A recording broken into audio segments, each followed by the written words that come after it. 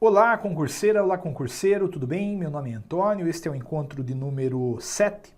Estamos trabalhando o tema Poder Executivo. Na aula passada, trabalhei com vocês esta dinâmica que aí está sendo relembrada, né? A Poder Executivo que nos interessa é aquele Poder Executivo Federal colocado no artigo 76 ao 83 do texto constitucional. A gente viu que o presidente da República é o chefe da administração pública federal. É ele quem exerce o poder executivo na perspectiva federal. Só que ele exerce com o auxílio dos ministros de Estado, não com o auxílio do vice, é com o auxílio dos ministros de Estado. Tá bom? Atenção para esse ponto, então. O vice faz o que, Antônio? Relaxa, a gente vai ver nesta aula ainda. A gente tem que lembrar que a eleição do presidente da República é feita pelo sistema majoritário de 2 turnos.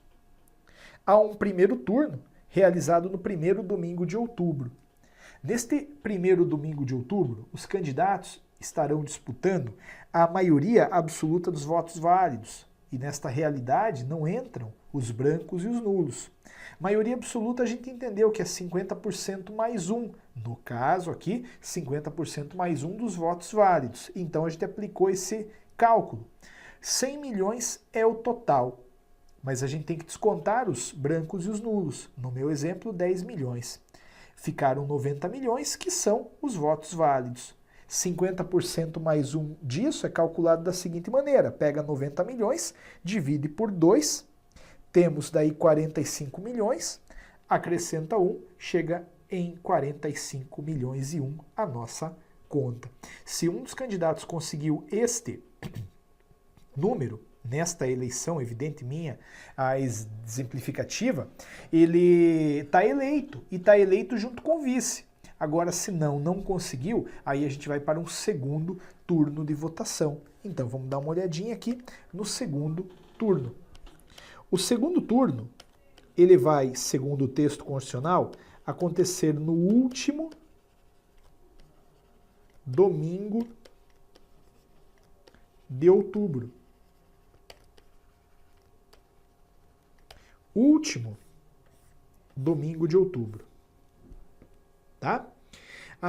Neste último domingo de outubro, não concorrerão, evidentemente, todos os candidatos, né? Concorrerão apenas aqueles mais votados. No caso, primeiro versus o segundo. Aqui o mais votado entra, e entra novamente juntamente com o vice. Ok? Antônio, sabe o que houve? Teve um primeiro... Aliás, teve um empate aí, Antônio. É difícil acontecer no âmbito federal, eu diria até que é praticamente impossível na prática. Mas em âmbito municipal acontece bastante. Mas que seja, houve empate. Quem é que ganha? Ganha o mais idoso, tá? Aí a gente desempata dessa maneira. Quer dizer, nesta primeira eleição, se deu empate, aí a gente chama o mais idoso. Mas considerando que não houve empate, houve um primeiro e um segundo colocado, os dois vão para o segundo turno, já que ninguém conseguiu aí atingir esta maioria absoluta dos votos válidos. Pois bem, o que acontece, Antônio, se acontecer a morte, se acontecer o impedimento, ou se acontecer a desistência de um dos candidatos antes da conclusão deste segundo turno? Quer dizer, de repente morreu aqui o 2, o 1 ganhou? Claro que não, né? Não é o cargo entregue para o que ficou, porque senão a gente poderia ver aí uma série de corrupções sendo praticadas ou crimes mesmo, né? De repente eu sou o primeiro, você é o segundo, eu falo para você, e aí? Quanto é que você quer para deixar essa para mim? Quanto é que você quer para desistir? Isso não poderia acontecer? Poderia, né? Ou então você vem e me mata. Sair mais barato até. Aí, ficou só você ganha? Não.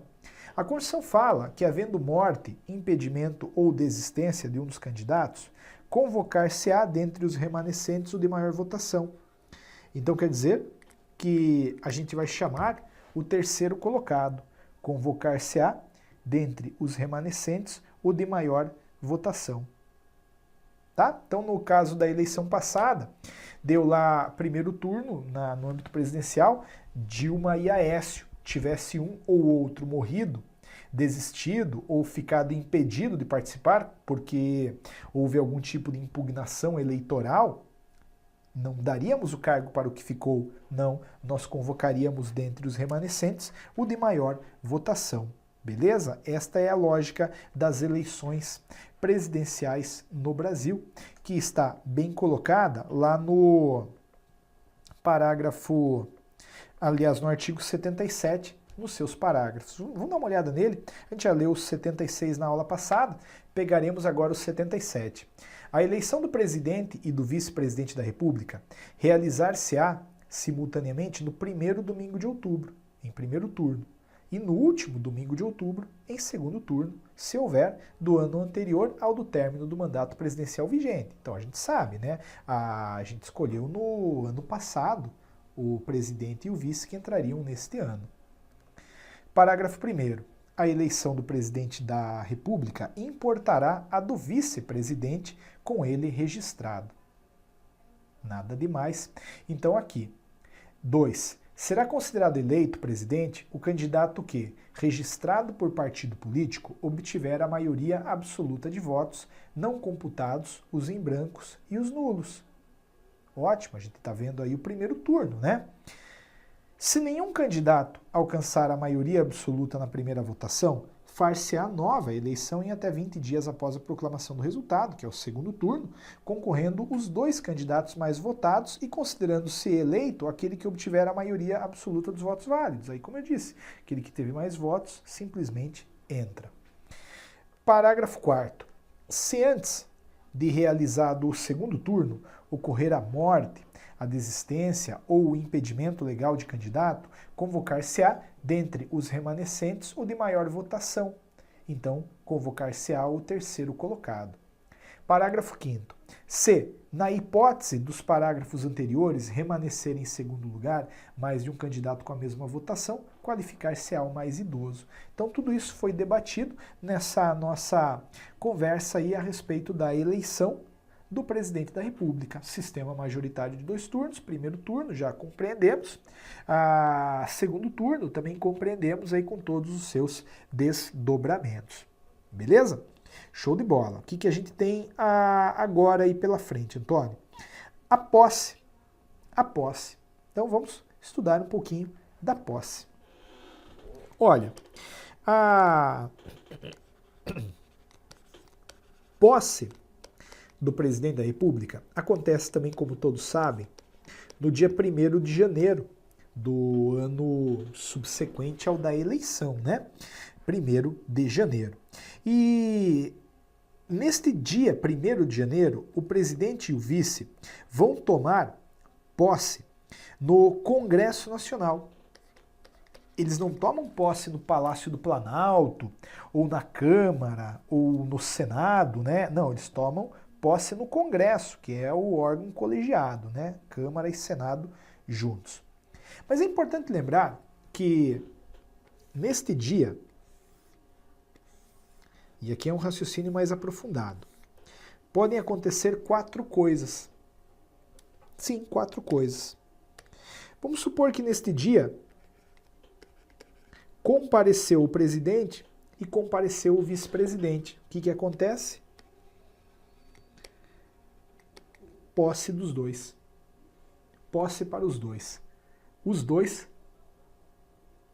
compareceram, os dois tomarão posse. Nada demais. Não há, evidentemente, pegadinha. Agora, o que acontece se os dois faltarem? Olha, se eles faltarem, até a Constituição fixou um prazo aí de 10 dias para que eles possam apresentar uma justificativa, porque vamos dar um desconto, né? Ser humano, o cara teve lá uma doença, um falecimento, faleceu, sei lá, o filho do cara, a mãe do cara, sei lá, né? Por uma questão de humanidade, vamos dar um desconto para ele, vamos esperar um tempo. Mas não, Antônio, eles faltaram e não justificaram nada em 10 dias. Neste caso, os cargos são declarados vagos. Os cargos são declarados vagos. Tá? E já, inclusive, veremos como é que se faz para recompor aí o negócio. Mas, por enquanto, relaxe. Antônio, não. Na verdade, o que aconteceu foi o seguinte. Compareceu o presidente, mas o vice faltou. Bom, neste caso, não há problema. Tá? A gente vai dar a posse para o presidente da República, que fará um mandato sem vice. Antônio, mas e aí? Não tem problema. Porque veja, o vice, agora a gente começa a falar um pouquinho da função dele. A função dele, básica, é substituir e suceder o presidente da República. Quer dizer, o presidente da República foi viajar, ele entra. O presidente da República morreu, ele entra definitivamente. Se não tem vice, não tem problema. Há outras formas de recompor a presidência, seja numa perspectiva temporária, seja numa perspectiva definitiva. A gente já vai chegar nesse ponto. O Lula, nos últimos anos do mandato, não tinha vice, porque o vice dele era José Alencar e ele morreu. Também Itamar não tinha vice, porque ele era o vice do Collor. Tiraram o Collor, ele entrou. Você bem se recorda disso, tá? Agora, talvez o maior problema esteja aqui na parte de baixo, né? Se o presidente faltou e não deu as caras em 10 dias, mas compareceu o vice. E aí? Se isso cair na prova, um monte de gente vai falar que devem ser convocadas novas eleições com base num raciocínio que daqui a pouco a gente vai desenvolver. Não, aqui não devem ser convocadas novas eleições. Aqui o passo a passo é o seguinte. Primeiro, posse para o vice-presidente. Para o vice-presidente que vai tomar posse como vice-presidente. Não vai tomar posse como presidente, porque, não esquece, tem um prazo de 10 dias aí para o cara aparecer. Mas, considerando que o presidente lá não estava, imediatamente o presidente o vice-presidente substitui o presidente da República. Então, a ideia é, bom, eu vice, apareci, mas o presidente não. Então eu vou entrar no lugar dele para exercer a função de presidente enquanto ele não vem. E daí ficaremos nesta condição por 10 dias. Se nos 10 dias o presidente apareceu, beleza, ele toma posse. Agora, decorridos 10 dias, o vice-presidente sucede o presidente da República. Quer dizer, o vice-presidente vira presidente, mas agora definitivamente. Essa história aí desse quadradinho último não é necessariamente impossível de acontecer, né? Aconteceu no Brasil, se lembra? Talvez em 85, o Tancredo Neves foi eleito presidente da República, só que com o Sarney de vice. Só que na véspera da posse, internaram o Tancredo. Ele foi parar no hospital, teve lá uma crise de saúde grave, dizem alguns até hoje que isso foi golpe, sei lá, um dia talvez isso apareça. Mas é fato que, na véspera da posse, ele foi internado.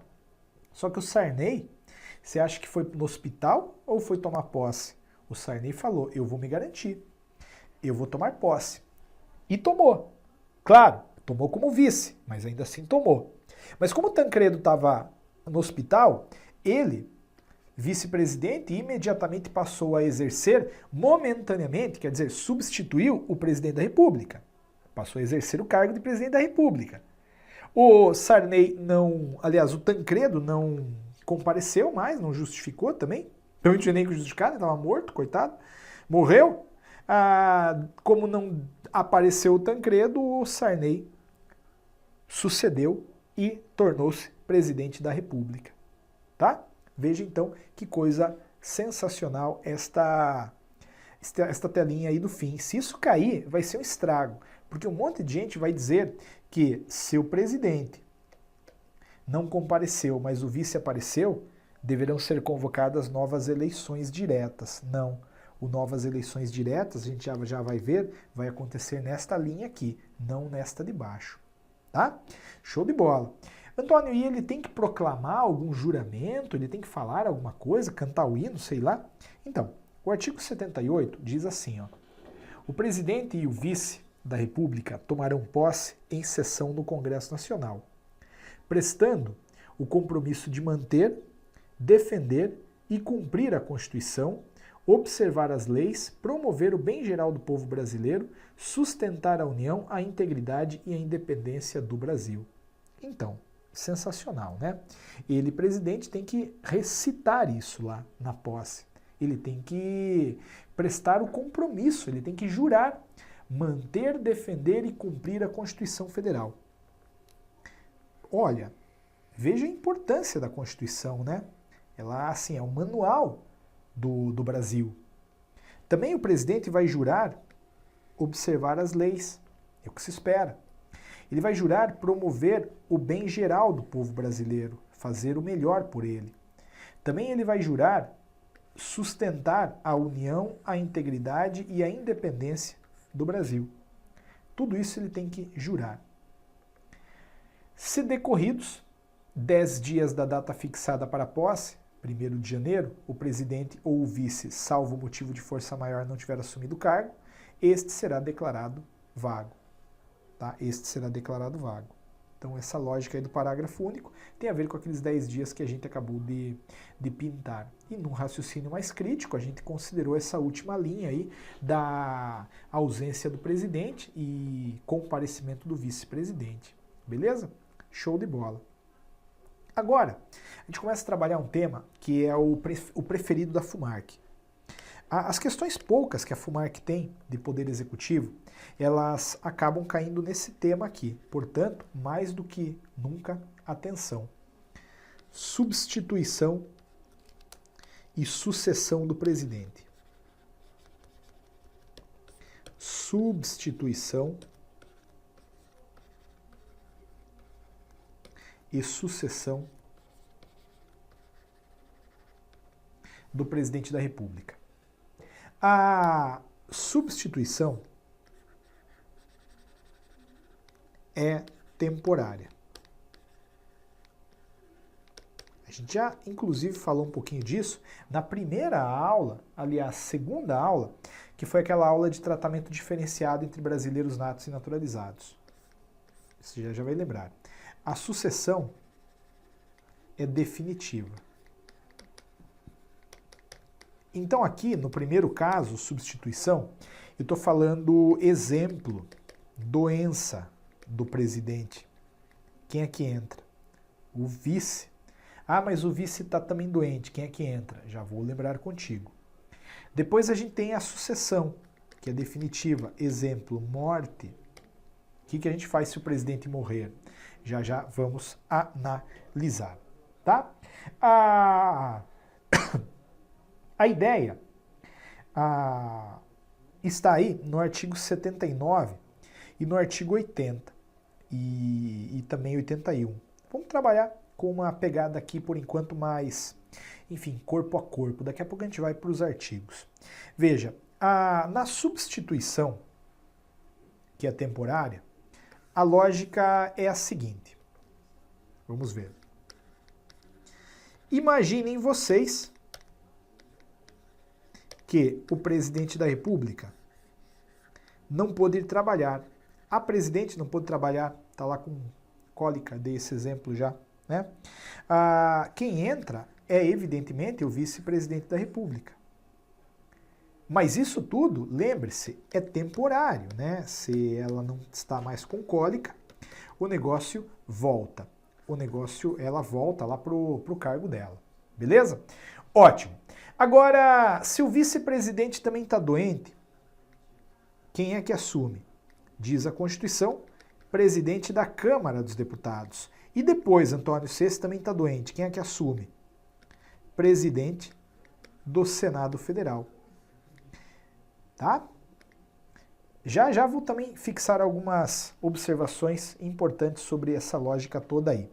Agora, se o presidente do Senado não pode, quem assume é o presidente do Supremo Tribunal Federal.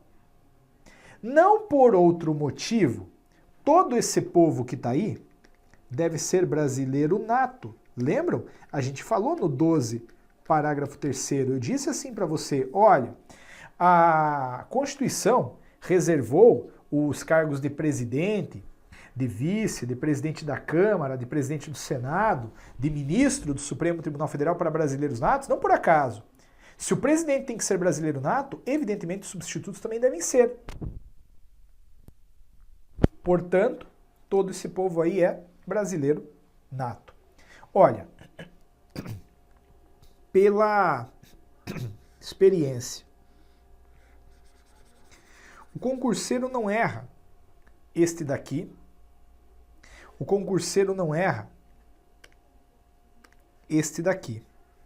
Ele sempre lembra que o primeiro substituto é o vice-presidente da República e que o último é o presidente do Supremo Tribunal Federal. Aonde que ele erra? Ele erra aqui, ó.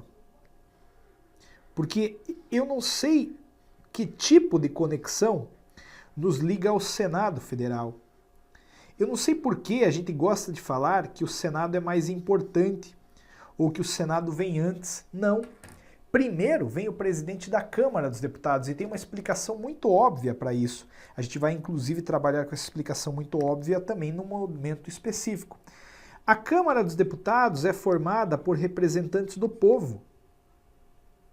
O Senado Federal é formado por representantes dos estados e do Distrito Federal, ou seja, representantes da pessoa jurídica Estado, da pessoa jurídica Distrito Federal. Evidentemente, o segundo substituto, ou o primeiro do Legislativo, né, será o presidente da Casa do Povo, presidente da Câmara dos Deputados. Pelo amor de Deus, não esquece isso. Não esquece isso, porque é isso que a prova vai cobrar. E se porventura você esquecer essa dinâmica do povo, do Estado, putz, chegou lá na prova, Antônio não lembrava se o Senado era povo, o Estado, lembre-se pelo menos que C de Câmara vem antes de S de Senado, né? Pelo menos isso. C de Câmara vem antes de S de Senado. Essa é a dinâmica temporária, tá? Essa é a dinâmica temporária. Agora, uma coisa é algo temporário, outra coisa é algo definitivo. Sucessão. Vejam, como eu disse, a sucessão é definitiva. E em se tratando de sucessão, o problema só acontece quando acontece a chamada dupla vacância. Como assim? Vejam, se o presidente da República está vivo junto ao presidente da República e um deles, por exemplo, morre, é fácil de resolver. Vamos supor que o vice-presidente morreu. O que acontece? Nada. O presidente continua o cargo dele, o mandato dele, foi o que aconteceu com o Lula. Mas vamos supor que não. Foi o presidente que morreu e o vice está vivo. Opa, aí o que acontece? O vice sucede o presidente. Ele vira presidente. Então o problema não está quando um ou outro vai dessa para melhor, renuncia, é cassado, sei lá o quê. O problema está, por exemplo, quando os dois morrem. Aí a gente tem um problema sério. Neste caso de dupla vacância, ou seja, os dois cargos declarados vagos, a Constituição vai separar. Ela vai falar assim: se a dupla vacância acontecer nos dois primeiros anos do mandato. O que a gente deve fazer se a dupla vacância acontecer nos 2 primeiros anos do mandato?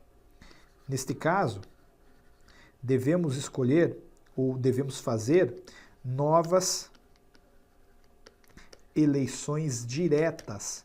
Isto é, o povo vai escolher quem será o próximo presidente, quem será o próximo vice-presidente. Isso tudo se acontecer, né, a dupla vacância nos 2 primeiros anos do mandato. Quem for escolhido, contudo, entrará para simplesmente completar o mandato originário. Por isso a gente fala que o mandato de quem entra aqui equivale à diferença do mandato originário. Então a ideia é, estamos falando de algo que acontece aqui, ó, nos 2 primeiros anos do mandato. Imaginem vocês que dá lá uma praga de matar presidente e vice e os dois morrem na virada do primeiro para o segundo mandato. O povo vai escolher, num processo eleitoral direto, quem entrará para simplesmente completar o mandato originário. Para simplesmente completar o mandato originário. Tá? Esta nova eleição direta deve ser convocada no prazo de 90 dias. Cuidado, prazo de 90 dias. 90 dias a contar da última vaga, né? Então, assim, morreu o presidente, o vice assume. Mas aí o vice-presidente morreu também, que agora estava exercendo o cargo de presidente, aí começa a contar o prazo, tá? Então, bacana. Então, quer dizer que a gente já sabe aqui mais ou menos como resolver aquele problema que aqui estava, ó. Vejam só. Imaginem vocês que o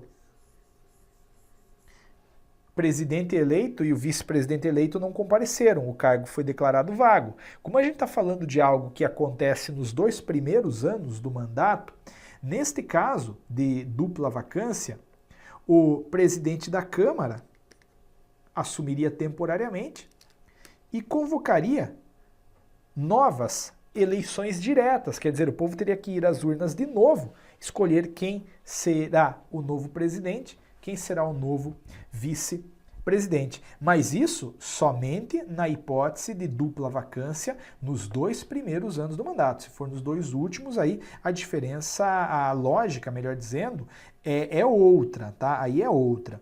Nunca esqueça também que a esperança não murcha, ela não cansa. Também como ela não sucumbe à crença, vão-se sonhos nas asas da descrença, voltam sonhos nas asas da esperança. Augusto dos Anjos. É um verso que fala de esperança, de crença, de sonhos e de, portanto, realização, tá? Nunca perca a sua esperança. Na próxima aula, a gente volta para falar sobre a continuação desse poder executivo. Tem ainda alguns bons pontos para a gente analisar. Minha amiga, meu amigo, muito obrigado. Um grande abraço. Te vejo lá no próximo encontro. Lembrando que você faz uma grande gentileza para a gente, curtindo ou não a aula. Até lá.